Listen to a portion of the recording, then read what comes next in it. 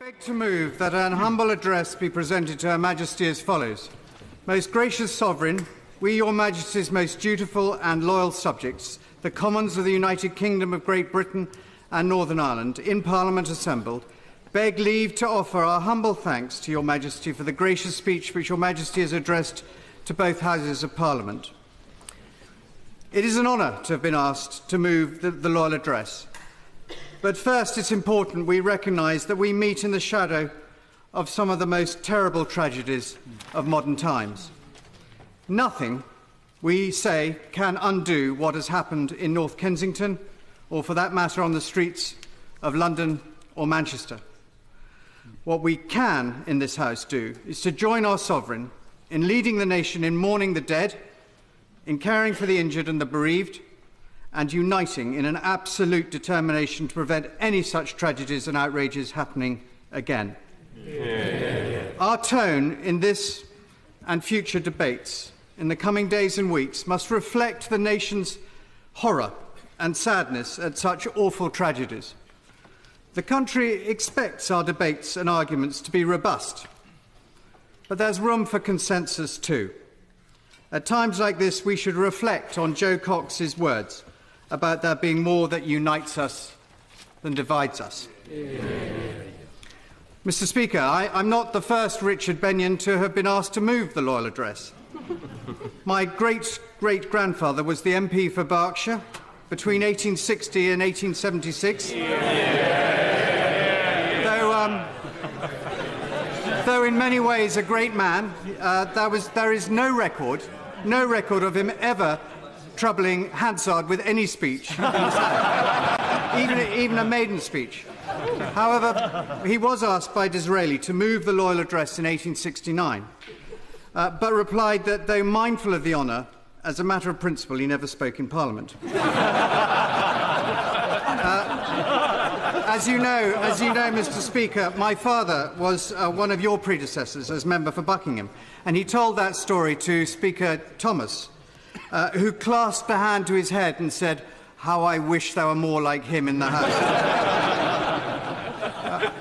Mr. Speaker, I still think of myself as young, but being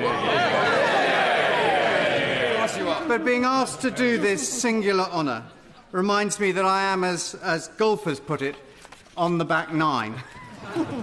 In the election that we've all just endured or enjoyed, whatever your perspective, I faced a Labour candidate that was born a year after I was selected to fight the seat I now hold. Teams of therapists will be needed to help me overcome the brutal reality that I've gone straight from being young thruster to old codger with nothing in between. I wrestled the Newbury constituency from the Liberal Democrats at the third attempt. And in doing so, Mr. Speaker, I want to get it on the record that I reduced the numbers of members of this House who were educated at Eton by one.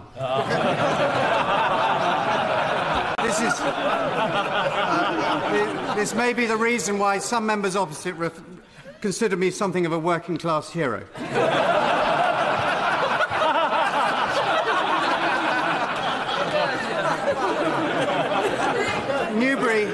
Newbury is a constituency that is no stranger to controversy. Greenham Common and the atomic weapons establishment at Aldermaston have made it a regular tourist destination for the Leader of the Opposition, among others.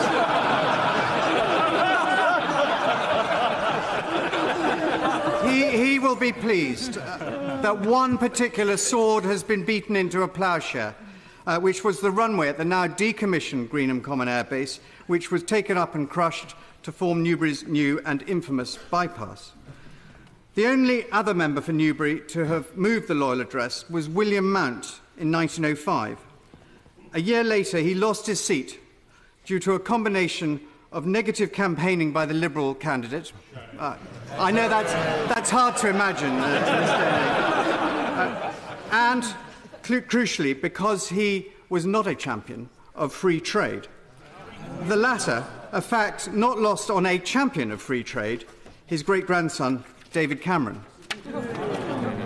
Whilst the area I now represent is by all measure while the area I now represent is by all measure a prosperous area, someone once said to me that deprivation in West Berkshire was when Waitrose runs out of balsamic vinegar. Totally wrong, I should say. But we all, in all our constituencies, know areas of need. Not on the scale of deprivation and poverty that I witnessed in years as a soldier in Belfast in my early 20s, a memory that still has a great impact on my political beliefs today. In all constituencies, there are areas of humanity that have missed out on the prosperity of the fifth largest economy in the world. A rising tide of economic prosperity should lift all boats in the harbour, but that's not happening everywhere. And this Queen's speech has at its heart the words of the Prime Minister on the steps of Number 10 a year ago when she spoke of social justice and of equality of opportunity.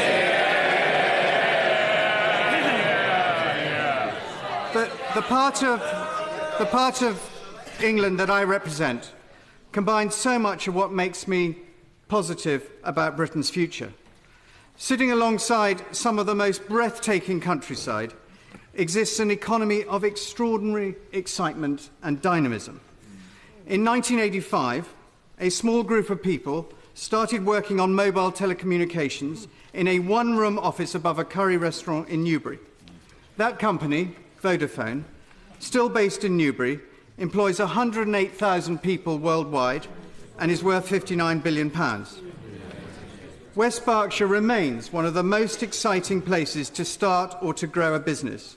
It attracts companies and investment from around the world, and it's a model for the kind of outward-looking, engaged, modern society that works for Britain today. But businesses are not just entities or institutions separate from real lives. They are first and foremost about the people who work in them and those families who in turn depend on them. And as we tackle the big challenge of this Parliament, let us remember what really matters to our constituents. Too often this place and those that report on it are obsessed with the politics of Brexit. Our constituents are concerned with the realities of Brexit. This means the reality for companies in West Berkshire and in all our constituencies that are part of a new generation of creative entrepreneurs in manufacturing, in tech, in life sciences and the service sector. They need to be able to sell their goods and services and expertise in Europe and in the world. And they need to be able to recruit the best people to keep them competitive. Like the majority in my constituency, I voted to remain in the EU. But like the majority of people I represent, and most people in this House, I recognise the result of that referendum. I want to be positive about the future. I want to look back at this time and say I was part of a Parliament that rose to the challenge and with a great unity of purpose helped ensure that Britain successfully reset its relationship with its European neighbours, successfully negotiated access to key markets for its businesses, and whilst controlling immigration, still allowed people to come to Britain to study and to contribute to our economy and our society. The referendum was, in part, about parliamentary sovereignty, so we in Parliament can reflect that by immersing ourselves in the detail of what we can all agree is a great national endeavour. And let our eyes not only be on Europe. As the United States takes a particular route on the environment and climate change, we should grasp the opportunity to ensure the UK becomes the leader in clean tech, green innovation and resource efficiency. I welcome, for example, legislation in this speech that will promote the development of electric vehicles. This will ensure that we are building the cars of the future, maintaining our strength in motor manufacturing, whilst making our towns and cities better places in which to live and work. At times, Mr. Speaker, the problems we face seem massive, and there are times when we might let ourselves think that it's all too difficult. Just when all seems bleak, we as members of Parliament have a means of keeping ourselves grounded in the realities of life. In our constituencies, we can visit a charity, a school, or a business that inspires us. We can have a quiet conversation, as I had recently, with a veteran coping with life-changing injuries. These experiences lift our eyes to the extraordinary humanity and strength that exists in this country, never more so in this most sombre of times. It's the quiet but determined doers, whether individuals, whether in our public services, in industry, or in voluntary organisations, that we meet on an almost daily basis, that makes me optimistic for Britain's future. 27 years ago, John Major spoke of his desire to build a nation at ease with itself. It was a phrase that resonated with me. A nation at ease with itself would present its population with the same opportunities, whatever part of the country or whatever background they came from. Such a society would be one that was enjoying greater prosperity. It would be one where its citizens enjoyed longer and more satisfying lives. It would be one where inequality between the richest and the poorest was narrowing. By every independently produced statistic, we live at or at the threshold of such a time. Those measured indicators are steadily, if too slowly, being achieved. But none of us can claim that our United Kingdom is a nation at ease with itself. Last year's referendum and the recent election has shown that divisions remain wide and potentially harmful. The gracious speech holds firm to the Prime Minister's deeply held belief in having an economy and a society that works for everyone.